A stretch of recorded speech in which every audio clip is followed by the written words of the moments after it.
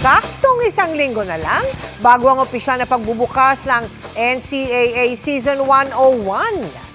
Bukod sa maaksyong tapatan sa bagong format ng mga laro, kabang-abang din ang mga nagbabalik at mga bagong courtside reporter ng liga. Nakatutok si Katrina Son. All set na ang lahat para sa NCAA Season 101 na magsisimula sa October 1.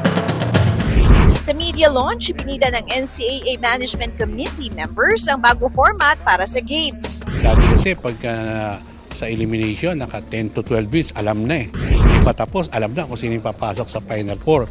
So itong bagong format, ang hirap i-determine. It would really be consistency over complacency. So I hope that all the teams are really preparing, for all the games because every game would count.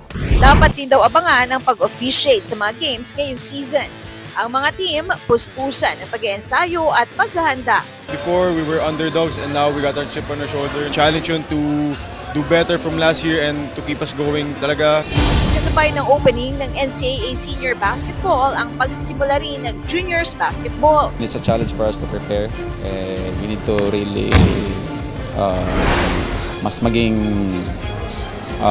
refine yung training namin.